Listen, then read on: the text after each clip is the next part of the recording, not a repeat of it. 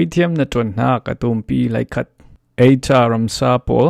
boipa in Israel mi punranga atanglam dan pol chu Moses le Aaron nena apek leilung tlun ramsa ketintek nei le roll red thai nei mo nan ei pai sikal sela kala uk pol me ingan pol le sabek pol chu nan ei lo pai hi ramsa pol chu ramsa thiang lo an si Zianga ti le roll red an thai na in ketin tek an nei lo. Voksa na nei lo pai ketin tek an nei na in roll red an til lo. Hiram sa pol chu nan ei lo pai an ruak khal nan tham lo pai ramsa thiang lo an si. Te le kep an ei mi nga mo chu nan ei thai asinan ti sung I a mi. Te le kep an ei lo mi chu ei ding an si lo. Sa thiang lo a sirding an si hi pol chu nan ei lo pai an ruak khal nan tham lo pai ti sungi a mi te le kep an ei lo mi mo nan ei lo pai atang lam I va pol hi nan ei lo pai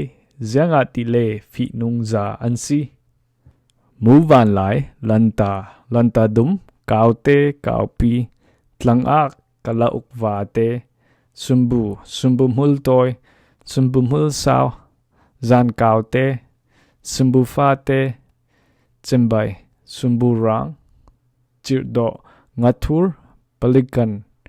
vacha riar vaswang thur le pala poltla ansi akhirnak ding I ke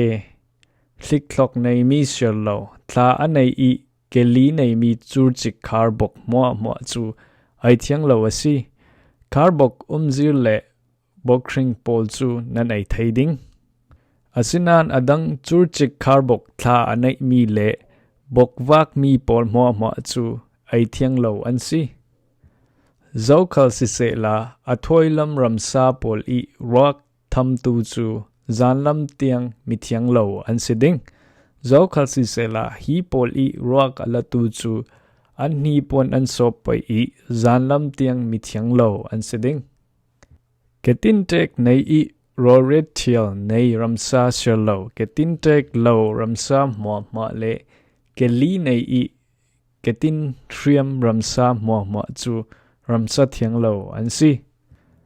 zokhal hi ramsa pol I roak atham tu chu an tham sun zan lam tiang mi thiang lo a an chang ding zokhal hi ramsa pol I roak apur tu chu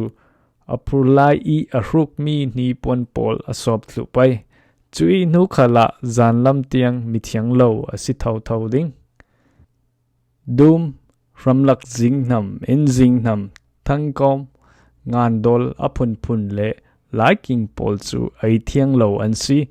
zokhal atlu ni pol atham tu le anruak adai tu pol chu achui sun zan lam tiang mi thiang lo an si ding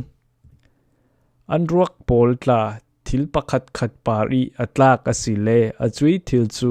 athiang lowa red asiding zan thing si se ni pon si se sabun si se dip si se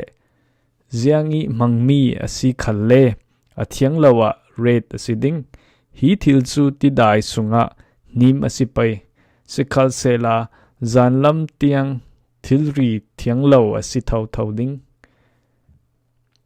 chun anruak pol le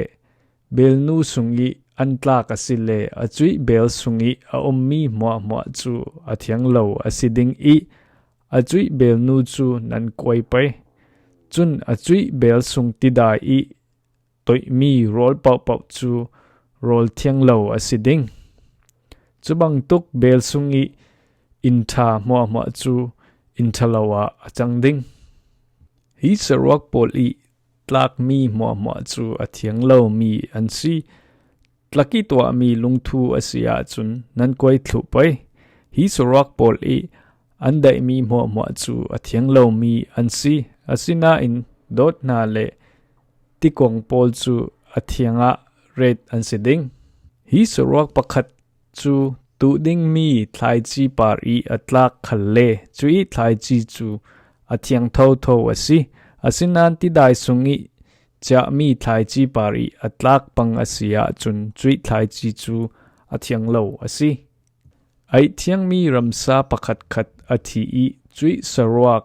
atham tu chu zanlam tiang mi thiang lo asiding zo khal hi sa ai asia chun ani pon asop thlu pai sikhal sela chui zanlam tiang mi thiang lo asi thau ding zo khal hi sarwak apur tu chu ani pon asop thlu pai sikhal sela chui zanlam tiang chu mi thiang lo asi thau ding lấy pari avak mormo mi ramsa apum leilung roti avak mi sise ke li I avak mi le ke tampi anai mi sise nan ai shim lo pai hi pol hi ai taratin nan ma le nan ma mi thiang lawa nan to o lo pai kai ma chu boy pa nan pathian ka si I kai ma ka thiang lim bang tukin nan ni khal nan thiang lim ve pai kai ma chu nan pathian siding a Egypt ram isin alau swak tu boy pa kasi kai ma chu thiang lim mi kasi bang tukin nan ni khal nan thiang lim ve pai ramsa vate ti sungi a ummi mwa le laipar avak mi ramsa mwa thon peo I dan chu hi asi right long lo si se ramsa ai thiang lo si se thlai dan thiam dinga nan ral ring pai Puithiam Hnatuannak atumpi lai khat